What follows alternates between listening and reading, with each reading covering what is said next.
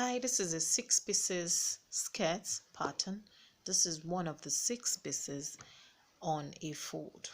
Now I'm going to be defining this with a colored pencil. One of the 6 pieces, I'm going to be defining it with a colored pencil so that we can clearly see what I'm talking about. So I've defined the lines with a brown pencil. This is our base, this brown pencil line. This is on a fold. Ignore this other blue line, this blue line. This is supposed to be for our zip allowance, but I'm going to be explaining this is on a fold and this is a straight line, and this rectangle is as wide as we want each panel to be times 2. So if we want each panel to be as wide as 16 inches, this will be 8 inches because it's on a fold. So I want this space to be wide. In this example, I want it to be as wide as 10 inches. So when we open it up, one panel will be 20 inches. I hope you're getting it. This is on a fold. This is one of the pieces.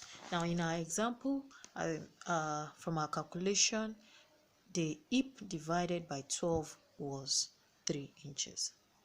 And we added 1 inch allowance. In this 6 pieces panel, we're supposed to be adding allowances to all the panels, not after we have joined the panels, but before we join the panels, so that each panel will share out of the allowances. Now, we're not just adding the allowances to join this panel to each other, we're also incorporating the allowances we're going to have on the side of our skirt eventually. That's why we are adding 1 inch allowance to 3 inches, which give us 4 inches. And on the knee level, for it to be a bit slanted inside, we are deducting ½ inch allowance, which made us to have 3.5 here. So I told us to put our ruler here, extending that ruler upward, connecting this point from here to this point where we have the 3.5 inch. You know, here we have 4 inch wideness, here we have 3 inch. This is at the hip point line from the notes. If you remember, this is on the hip point line.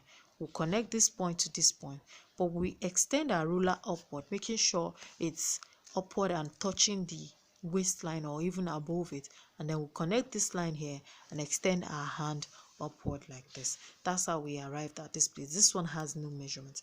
Just slant your hand the way you want this place to be. This is where we have the pencil point. This is where the skirt goes inside and becomes ties. So instead of us making this slanted point to be on the side of the skirt after all the panels have been joined together, we decided to put it on each piece so that the pressure will not be so much on the side of the skirt later on. So when this goes up, this is enough for our hip line, and then this goes up like this. Now this wideness of 10 inches, this is how wide we want the panel to be. We'll also pick this point and connect it to the knee line as well. That's what we have done. We'll measure up 1 inch on this side and do a curved line so that our panel will be easily fused together.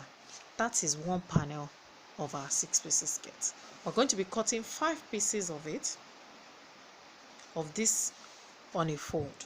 You only need 1 piece on your pattern, but on your fabric you cut 5 pieces of this.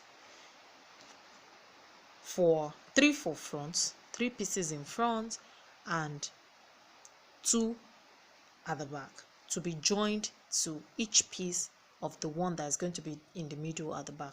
The one that is going to be in the middle at the back will be splitted into 2 because it has zip allowance, and that's where this blue line comes in.